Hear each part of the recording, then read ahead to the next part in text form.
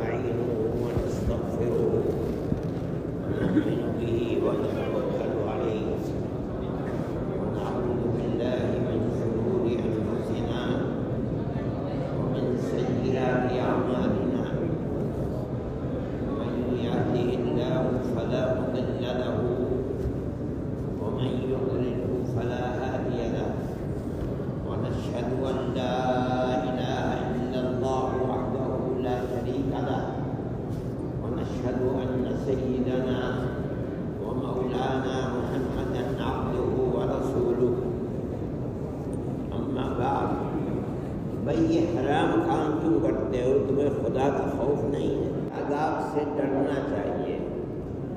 نہیں ڈرو گے اگر خدا نہ خواستہ موت ایمان کے اوپر نہ ہوئی کیونکہ خدا کے عذاب سے ڈرتے نہیں ہو تو کیا انجام ہوگا؟ سوچنا چاہیے. قرآن میں اللہ نے فرمایا ہے کہ جس کسی کو بھی پکڑتے ہیں ہم عذاب میں مصیبت کا شکار بنتا ہے وہ دنیا اور آخرت میں وہ معصیت اور گناہ کی وجہ سے ہوتا ہے. مگر مسلمان ہے اس کو یہ خیال ہی نہیں کہ موت آئے گی تو کیا اللہ کو جواب دے گا، کچھ پتہ نہیں. اللہ فرماتا ہے فَكُلًّا أَخَذْنَا بِذَنبِهِ، ہم نے جس کسی کو بھی اپنے عذاب میں پکڑا گناہ کی وجہ سے پکڑا. اگر آدمی کو گناہ ہی نہیں محسوس ہوتا بڑی بدبختی کی بات ہے. خدا کے گھر میں بیٹھے ہوئے ہو، روزے سے ہو اور اس کے باوجود بھی گناہ کرنے سے آدمی کے دل کے اندر کوئی خوف نہیں کھڑا ہوتا.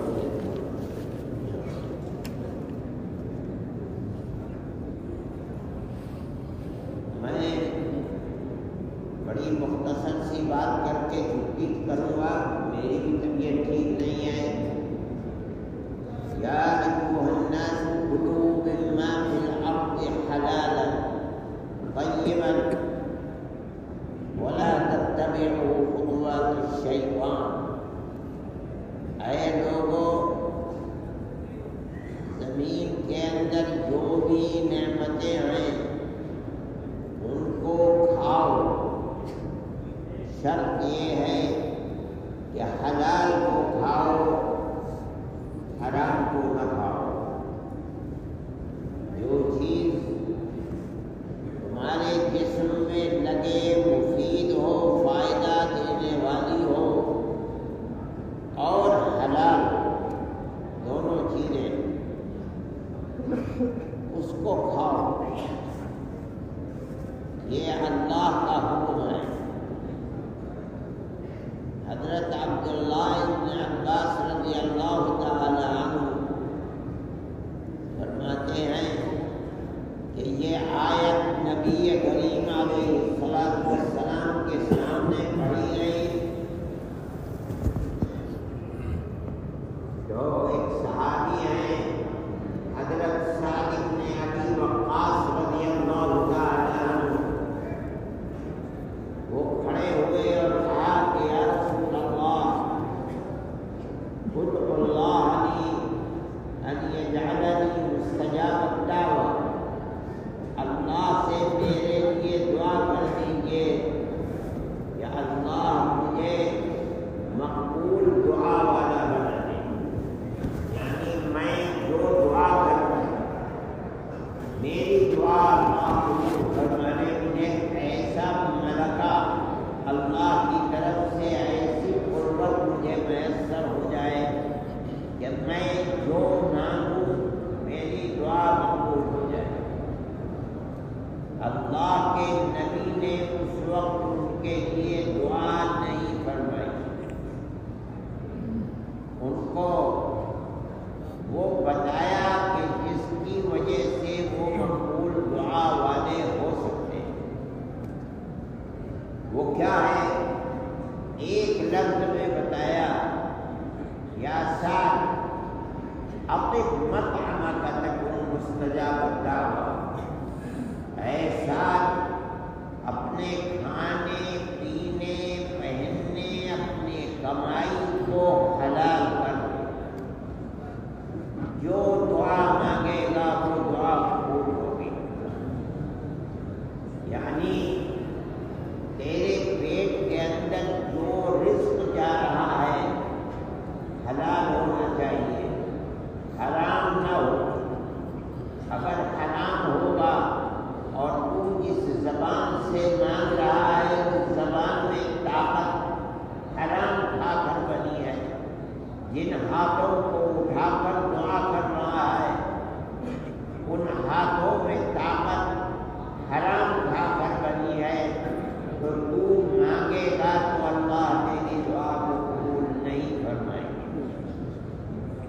اس لیے انسان دعا ہی کا مدار نہیں ہے، ہر عبادت آپ نے فرمایا کہ اگر ایک لقمہ بھی حرام کا کھایا ہے تو جب تک اس لقمے کا اثر جسم میں رہے گا اس کی نماز بھی قبول نہیں ہوگی۔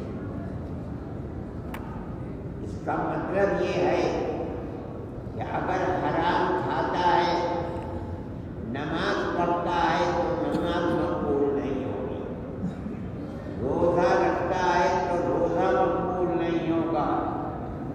اگر حرام کھانے اور کمانے والا حج کرتا ہے تو اس کا حج قبول نہیں ہوگا۔ اگر وہ اللہ اللہ الا اللہ کی ضرب لگاتا ہے اس کا یہ ذکر مقبول نہیں ہوگا۔ بنیاد کیا ہے؟ بنیاد صرف یہ ہے کہ اس کی کمائی حلال نہیں ہے، حرام ہے۔ یہ قرآن کہتا ہے۔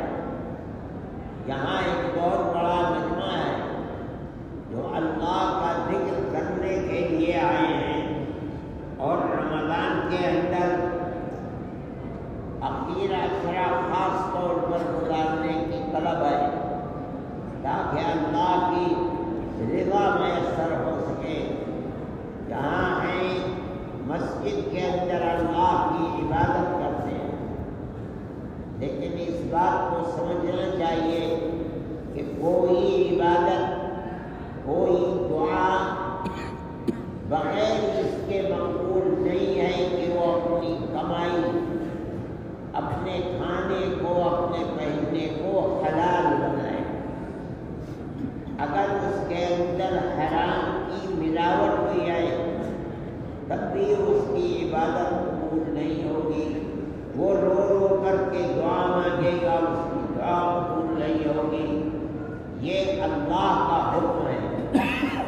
نبی کریم علیہ السلام یہ تعلیم امت کو دیا کرتے تھے۔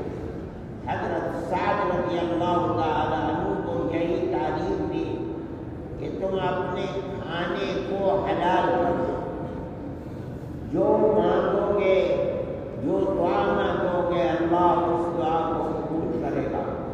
اس کا مطلب یہ ہے کہ ساتھ تمہاری کوئی خصوصیت نہیں ہے، بلکہ میری امت کا کوئی بھی آدمی چاہے وہ عرب کا ہو یا عجم کا ہو، ہندوستان کا ہو یا امریکہ کا ہو، چاہے آج چاہے 1000 2000 سال کے بعد ہو، ایک اصول ہے کہ اگر اللہ کے یہاں دعا کو قبول کرانا چاہتا ہے کوئی آدمی تو اپنے کھانے کو اپنے کمانے کو حلال کرے، اس کے اندر حرام کی ملاوٹ نہ ہو، اور اگر ملاوٹ ہوگی تو اس کی دعا قبول نہیں ہوگی۔ ہر عبادت کے اندر دعا ہے۔ نماز سب سے بڑی عبادت ہے، دعا ہی آگے اتنی بڑی عبادت ہے، آدمی قدم قدم کے اوپر دعا کرتا ہے۔ جب دعا مقبول نہیں اور جب تک پیٹ کے اندر یہ حرام روٹی ہے نماز مقبول نہیں تو حج کہاں سے قبول ہو جائے گا؟ اور اگر اس کمائی سے سے آدمی صدقہ کرتا ہے، صدقے کا مطلب ہے کہ فقیر کو دے رہا ہے اللہ کی رضا کے لیے، اور وہ کمائی حرام ہے، تو اس کا خطرہ ہے کہ کہیں یہ کافر نہ ہو جائے۔ حرام دے رہا ہے اور اللہ کی رضا کے لیے دے رہا ہے، یہ تو بہت بڑا گناہ ہے۔ وہ حضرات جو اللہ کی عبادت کرتے ہیں ان کے لیے بہت بڑی چیز ہے کہ وہ عبادت کریں اور ان کا کھانا پینا پہننا کمانا سب حلال ہو۔ اگر خطرہ ہے حرام کا اسے اپنے آپ کو بچائیں، اگر ایسا نہیں کریں گے تو ان کی عبادت اللہ کے یہاں مقبول نہیں ہو پائے۔ قبولیت کے لیے یہ شرط ہے۔ حضرت سعد رضی اللہ تعالی عنہ جو نصیحت اللہ کے نبی نے فرمائی تھی اس کو اپنے بلے سے باندھ لیا۔ مشہور تھے صحابہ میں کہ سعد مستجاب الدعوات، جو دعا کرتے تھے اللہ اس دعا کو قبول فرماتا تھا۔ کیوں؟ جو نصیحت اور نسخہ رسول اللہ صلی اللہ علیہ وسلم نے بتایا تھا، حضرت سعد رضی اللہ تعالی عنہ نے اس نسخے کو اپنے دامن سے باندھ لیا۔ آج کی صورت یہ ہے کہ مسلمان اپنے آپ کو مسلمان کہتا ہے لیکن اسے حرام اور حلال کی کوئی پرواہ نہیں ہے۔ کمانا کھانا حرام ہو کوئی فکر نہیں، کام جو کر رہا ہے وہ حرام ہے، وہ یہ سمجھتا ہی نہیں کہ اس کے اندر کوئی نقصان ہے۔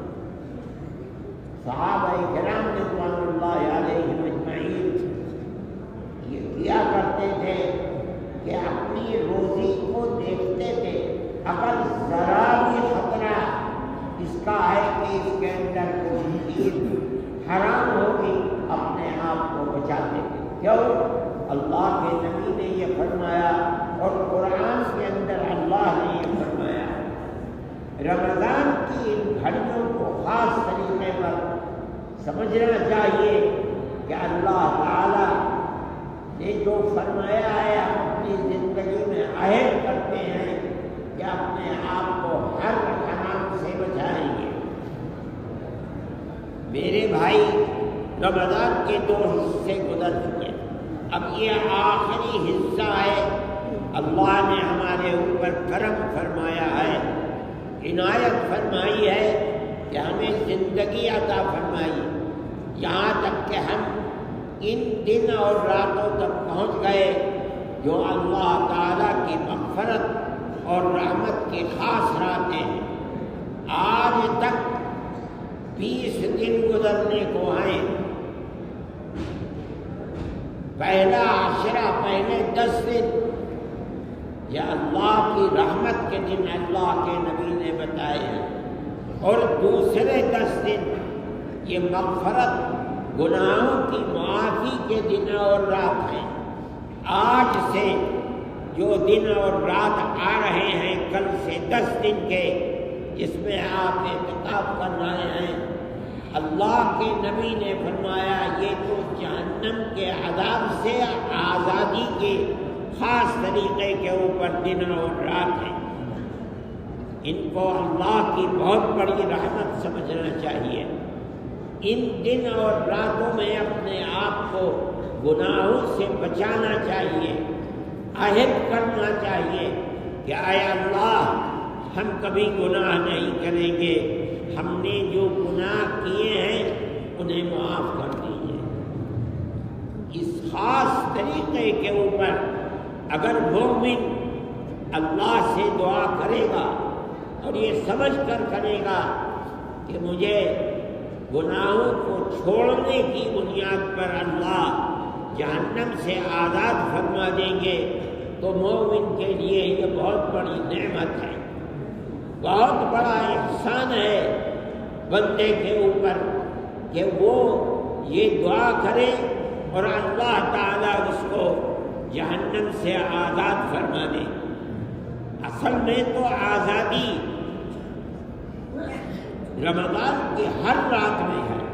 نبی کریم علیہ السلام نے فرمایا کہ رمضان کی ہر رات میں اللہ تعالیٰ بے شمار گناہ گاروں کو جو جہنم کے مستحق ہو گئے تھے، لیکن ہر رات میں ان کو جہنم سے نکال کر کے ان کے استحقاق کو ختم کر کے جنت کے اندر ان کو مستحق بناتے ہیں اور بھیجتے ہیں۔ لیکن آخر کے اندر اللہ کی رحمت کو ایک بہت جوش ہوتا ہے، خاص طریقے کے اوپر یہ اخیر عشرہ اور خاص طریقے پر اس کے اندر جو طاق راتیں ہیں 21، 23، 25، 27 اور 29 رات یہ اللہ کی مغفرت کی خاص راتیں ہیں۔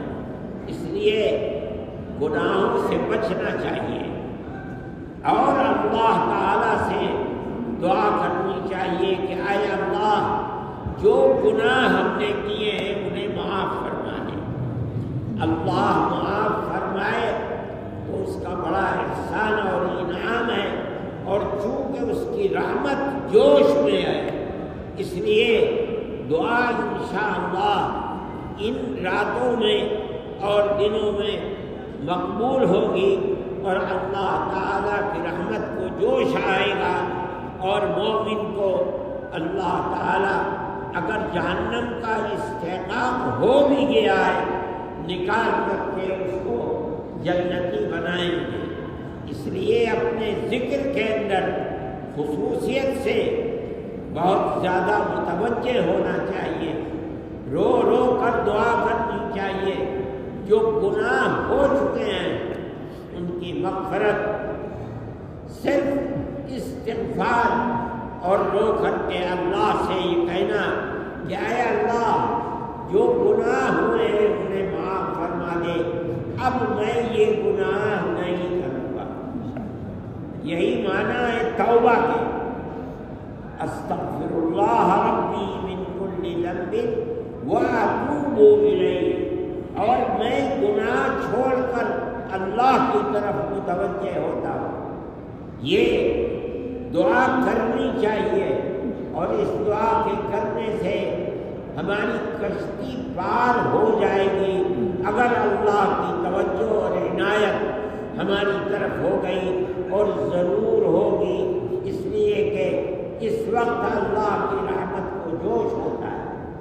جس وقت رات کے آخر حصے میں دعا کرتے ہیں، روتے ہیں، اس وقت اللہ کی رحمت بہت جوش میں ہوتی ہے۔ نبی کریم علیہ السلام نے فرمایا کہ آخر شب میں اللہ تعالی عرش و کرسی سے نیچے جو سب سے نچلا آسمان ہے، یعنی دنیا کا آسمان، اس پر آ جاتے ہیں۔ اللہ کی رحمت بندوں سے قریب ہو جاتی ہے، اور وہاں آواز لگاتے ہیں، ہل من سائل فاجیب دعوتہ، ہے کوئی اس وقت مجھ سے مانگنے والا تاکہ میں اس کی دعا کو قبول کر لوں؟ کوئی ہے جو اپنے گناہوں کی مغفرت مجھ سے اس وقت چاہے؟ میری رحمت کے دروازے کھلے ہوئے ہیں، جوش میں ہے، جو مانگے گا اس کو دیا جائے گا۔ اس لیے خاص طریقے کے اوپر دعائیں کرنی چاہیے، اور جو دعا رات کے آخر حصے میں جب آپ تہجد کے بعد دعا کرتے ہیں مانگی جاتی ہے وہ مقبول ہے، اور اللہ سارے گناہوں کو معاف کر دے گا۔ لیکن ایک بات یاد رکھنی چاہیے، گناہ دو طرح کے ہیں، ایک تو اللہ کے گناہ ہیں، اللہ نے منع کیا یہ نہ کرو، یہ اللہ کے گناہ ہیں۔ شراب پیتا ہے آدمی، جوا کھیلتا ہے، مسلمان ہے، خدا نے پیسہ دے دیا ہے، داڑھی بناتا ہے روزانہ، خدا کے اور اللہ کے نبی کے دشمنوں کی صورت بناتا ہے، اس کی معافی استغفار ہے۔ کیا مطلب؟ اے اللہ معاف فرما دے، اتوب اب نہیں کروں گا۔ اللہ نے فرمایا یا ابن آدم لو بلغت ذنوبك عنان السماء ثم استغفرتنی غفرت لك ولا ابالی۔ اے آدمی، اگر تو نے اتنے گناہ کیے کہ تیرے گناہ آسمان تک پہنچ گئے، پہاڑ بن گئے، اگر تو پھر بھی مجھ سے استغفار، اے اللہ معاف فرما دے، اب نہیں کروں گا، تو میں تیرے گناہوں کے پہاڑ بھی معاف کر دوں گا۔ یہ اللہ کی رحمت ہے۔ لیکن ایک دوسرا گناہ بھی ہے، اس کو کہتے ہیں حقوق العباد۔ کیا ہے؟ آدمی پر ظلم کرے، آدمی کسی یتیم کے مال کو ہڑپ کر لے، کسی غریب آدمی کی زمین پر قبضہ کر لے، کسی سے قرض لے اور ادا نہ کرے، یہ بڑا عظیم گناہ ہے۔ چاہے کتنی نمازیں پڑھ لے، چاہے کتنے حج کر لے، چاہے کتنی ہی استغفار کر لے، کسی آدمی کی پھوٹی کوڑی بھی اللہ معاف نہیں کرے۔ کسی آدمی کا حق بھائیوں نے بہنوں کا حق لے لیا، وراثت کا حق انہیں نہیں دیا، بھائی نے بھائی کا حق لے لیا، پڑوسی کا حق لے لیا، اپنوں کا حق لیا، پرائیوں کا حق لیا، کتنی ہی توبہ اور استغفار کر لے، کتنے ہی روزے رکھ لے، کتنی ہی حج کر، کسی کا ایک چھلام بھی اللہ معاف نہیں کرے۔ یہ تو دو طرح معاف ہو سکتا ہے، جس کا حق دنیا میں لیا ہے واپس کر دے موت سے پہلے، ختم ہو گیا مسئلہ، یا واپس نہیں، ہاتھ جوڑ کر پیر پکڑ کر معاف کرا دے۔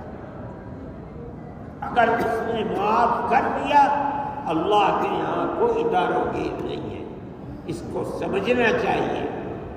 مومن یہ سمجھتا ہے کہ کسی کا حق لے لینا کوئی عیب نہیں ہے، کوئی بات نہیں ہے۔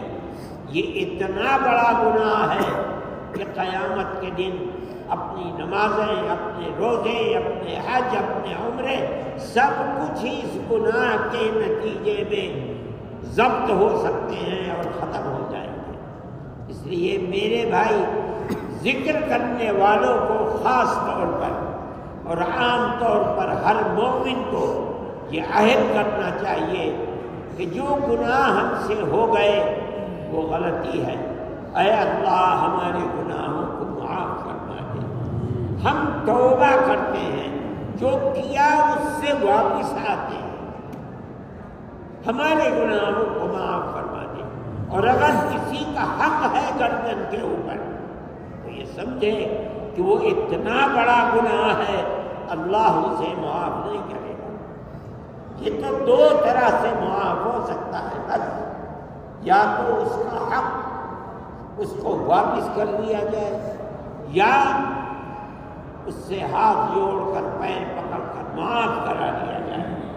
اور اگر موت آ گئی اور یہ نہیں ہوا تو کب قیامت کے دن دینا پڑے گا، اور وہاں کچھ نہیں ہوگا، اپنی عبادتیں دے کر کے پیچھا چھڑانا پڑے گا۔ میرے بھائی، اللہ کے ذکر کرنے والوں کو خصوصیت کے ساتھ اپنے ذکر کی طرف توجہ دینی چاہیے۔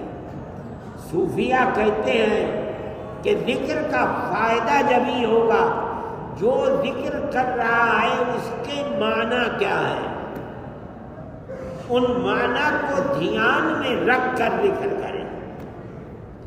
لا الہ الا اللہ کی ضرب لگا رہا ہے، لا الہ الا اللہ جو کہہ رہا ہے معنی کیا ہے اس کے؟ کوئی اللہ نہیں ہے، بس وہی اللہ ہے جو میرے دل کے اندر ہے، میرا اللہ وہی ہے، اس کے سوا کوئی اللہ نہیں ہے۔ ہر ضرب کے اندر اس معنی کو اپنے سامنے رکھیں۔ دوسری چیز یہ ہے کہ پابندی کرے، یہ نہیں کہ رمضان میں آیا تو یہاں آخر عشرے میں یا 30 راتوں کے اندر ذکر کیا اور گھر گیا اور چھوڑ دیا۔ ذکر کی پابندی چھوٹ جانا یہ دلیل ہے صوفیہ کے نزدیک کہ ان 30 دنوں کا ذکر مقبول نہیں ہے۔ اگر مقبول ہوتا تو تو نے جو ذکر کیا ہے دل میں اتنی محبت پیدا ہو جاتی کہ تو اگر چھوڑنا بھی چاہتا تو تو چھوڑ نہ سکتا۔ چھوڑ دینا یہ دلیل ہے کہ اللہ سے محبت نہیں ہے، ذکر سے محبت پیدا نہیں ہوئی ہے۔ اس لیے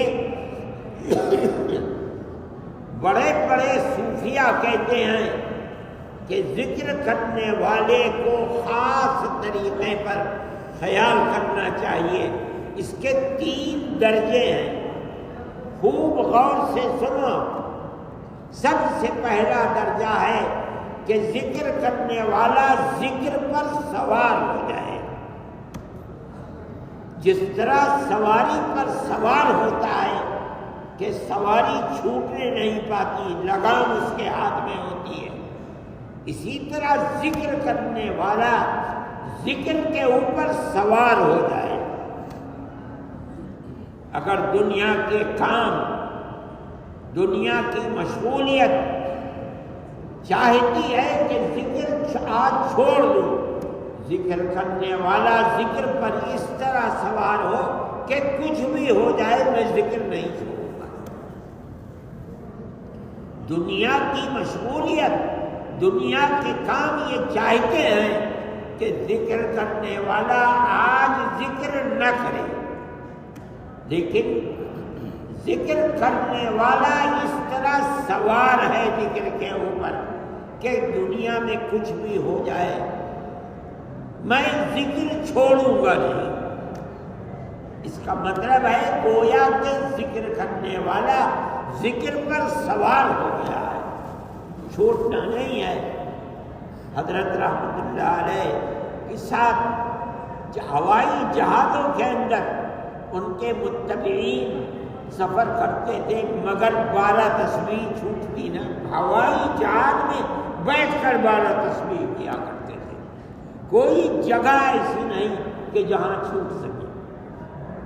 یہ پہلا مرتبہ ہے۔ دوسرا مرتبہ ذکر کرنے والے پر سوار ہو جائے۔ اتنی محبت ذکر کرتے کرتے دل میں ذکر کی پیدا ہو جائے کہ اگر ذکر کرنے والا چاہے بھی کہ آج چھوڑ دوں تو ذکر کی محبت اسے چھوڑنے نہیں دیتی۔ یہ دوسرا مرتبہ ہے، یہ آدمی کو میسر ہو جاتا ہے اگر اللہ کی رحمت اور اس کی عنایت ذکر کرنے والے کے اوپر ہے تو اللہ تعالی اتنی ذکر سے محبت اور دل کے اندر ایسی چپک پیدا کر دیتا ہے کہ اگر آدمی چاہے بھی چھوڑنا تو چھوڑ نہیں پاتا۔ نماز کا آدمی پابند ہے، مان لیجئے سفر میں پانی نہیں مل رہا، جس کے اوپر نماز سوال ہے، آدمی بےتاب پھرتا ہے کہیں سے پانی مجھے چاہیے۔ یہ بےتابی کہاں سے؟ یہ نماز اس کی گردن کے اوپر سوار ہے۔ مداومت ہمیشگی بغیر ناغے کے ذکر کرنے سے اللہ یہ صفت پیدا کر دیتا ہے۔ یہ دوسرا مرتبہ ہے۔ اور دیکھو تیسرا مرتبہ سب سے بڑا مرتبہ ہے وہ یہ ہے کہ مذکور یعنی اللہ کی ذات ذاکر ذکر کرنے والے کے اوپر سوار ہو جائے. اٹھنا بیٹھنا چلنا پھرنا سونا جاگنا مذکور یعنی اللہ کی محبت اور طلب دل کے اندر ایسی ہے کہ سو رہا ہے تب جاگ رہا ہے تب لوگوں کے مجمع میں ہے تب تنہا ہے تب گھر ہے باہر ہر وقت اللہ یاد رہتا ہے. اس کا مطلب ہے کہ مذکور جس کا ذکر کیا گیا اللہ سوار ہو گیا اس کے اندر. یہ بڑی عجیب چیز ہے. یہ وہ وقت ہے کہ اگر آدمی موت کے وقت بے ہوش ہو گیا 10 دن 5 دن بے ہوشی کی کیفیت کے اندر ہے اتنا ذکر ہوا کہ مر رہا ہے مگر زبان سے اللہ اللہ اللہ چل رہا ہے. پاس انفاس میں اتنا ملکہ حاصل ہو گیا کہ مر رہا ہے ہوش نہیں ہے مگر اللہ اللہ چل رہا ہے. ذکر کی یہ خصوصیات ہیں اس کو سمجھنا چاہیے اور ذکر اسی طرح کرنا چاہیے. اور اسی لیے لوگ خانقاہوں میں آتے ہیں بیٹھتے ہیں اللہ کا ذکر کرتے ہیں مگر یاد رکھیے یہ جبھی ہوگا جب دل لگا کر معنی کو سمجھ کر ایسی پابندی کہ زمین و آسمان کچھ بھی ہو جائے کوئی پیدا ہو یا کوئی مرے مجھے اپنے ذکر کو نہیں چھوڑنا. اکابر رحمہم اللہ اسی طرح ذکر کیا کرتے تھے اور اس کے نتائج ان کی زندگی میں اسی طرح ظاہر ہوتے تھے. میں نے ایسے بزرگوں کو دیکھا ہے کہ جو کئی دن بلکہ بہت دنوں تک بے ہوشی کی کیفیت کے اندر پڑے ہیں لیکن جب ان کے منہ کھلے اور دیکھا تو زبان سے اللہ اللہ اللہ چل رہا ہے. یہ اسی بنیاد پر کہ ذکر کیا اور پابندی کے ساتھ کیا اللہ کی رحمت متوجہ ہو گئی. اب اس رحمت کی بنیاد کے اوپر یہ ملکہ اللہ تعالی ذکر کرنے والے کو عطا فرما دیتا ہے. اس لیے رمضان کی ان آنے والی 10 راتوں کو غنیمت سمجھیے. گناہوں سے توبہ کیجیے. اپنے آپ کو جناب رسول اللہ صلی اللہ علیہ وسلم موت کے بعد جن کی شفاعت کے بغیر کشتی پار نہیں لگے گی ان کی رضا کو سامنے رکھتے ہوئے اور اس سے زیادہ اللہ کی رضا کو سامنے رکھتے ہوئے اپنی زندگی کو گناہوں سے بچانا چاہیے.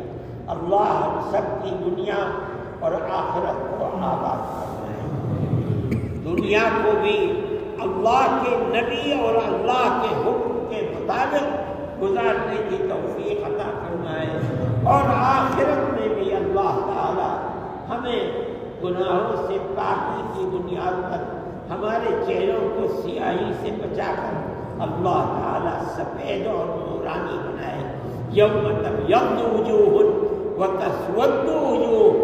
قیامت کا دن وہ ہے کہ جس دن کچھ چہرے سفید ہوں گے اور کچھ چہرے سیاہ ہوں گے. جنہوں نے گناہوں کو چھوڑ دیا اللہ سے معافی مانگ لی اللہ نے مغفرت کر دی ان کے چہرے چاند کی طرح چمک رہے ہوں گے اور جنہوں نے نہیں کیا ان کے چہرے سیاہ ہوں گے.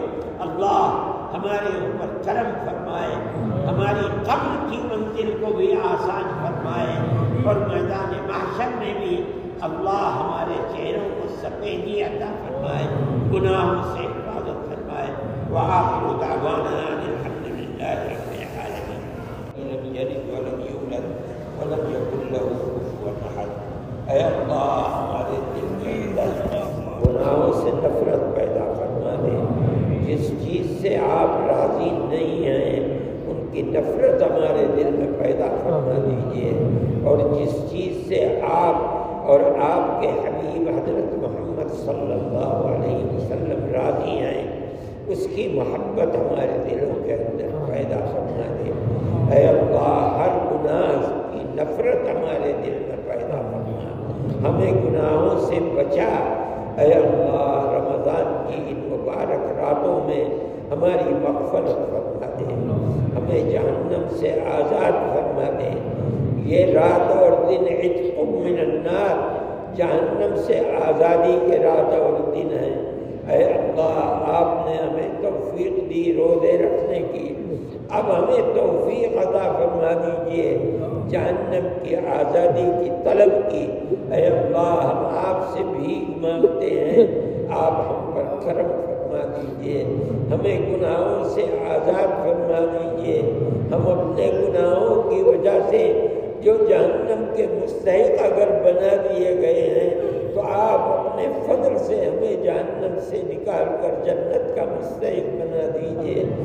اے پروردگار یہ عتق من النار کے دن ہیں، راتیں ہیں، اے اللہ ان راتوں کو ہمارے لیے مغفرت کا ذریعہ بنا دیجئے۔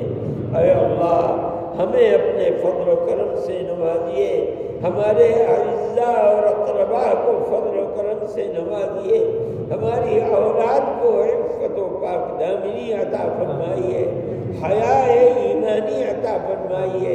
اے اللہ ہمارے ملنے جلنے والوں پر کرم فرمائیے، فضل فرمائیے، ہم سے محبت رکھنے والوں سے آپ محبت فرمائیے۔ اے اللہ ہماری دنیا کو بھی بہتر فرما دیجئے، ہماری آخرت کو بھی بہتر فرما دیجئے۔ اے پروردگار زندگی گناہوں میں گزر گئی ہے، اے الہ العالمین اب آپ سے بڑھاپے میں جب موت سر پر سوار ہے، اے اللہ دعا کرتے ہیں کہ آپ ہماری زندگی کو خیر و برکت کی زندگی بنا دیجئے۔ اے الہ العالمین گناہوں سے معاف فرما دیجئے۔ اے پروردگار آپ ہمارے اللہ ہیں اور ان دنوں کے اندر آپ کی رحمت جوش پر ہوتی ہے، ہم آپ سے مانگ رہے ہیں، آپ سن رہے ہیں۔ اے اللہ ہم پر کرم فرما دیجئے، مغفرت فرما دیجئے، شرور و فتن سے محفوظ و مامون فرما دیجئے، اعمال صالحہ کی توفیق عطا فرمائیے، ہماری قبر کی منزل کو آسان فرما دیجئے، جو سب سے پہلی منزل ہے، قبر کی بعد کی منزلوں کو بھی آسان فرما دیجئے۔ ہم آپ سے بھیک مانگ رہے ہیں، آپ سن رہے ہیں۔ اے اللہ ہماری اس کوشش کو رائگاں نہ فرمائیے، فضل فرمائیے، اور جو گناہ ہو رہے ہیں ہمارے دل کے اندر اپنی خشیت اور خوف پیدا فرما دیجئے، ہمیں گناہوں سے بچا دیجئے، گناہوں اور لغزشوں سے اے الہ العالمین ہمیں آزاد فرما دیجئے، توجہ فرمائیے، عنایت فرمائیے، گناہوں کی نفرت اور خوف آخرت ہمارے دلوں کے اندر پیدا فرما دیجئے، مغفرت فرمائیے، اور جناب رسول اللہ صلی اللہ علیہ وسلم کے طریقے پر چلنے کی توفیق عطا فرمائیے۔ صلی اللہ تعالی علی خیر خلقہ سیدنا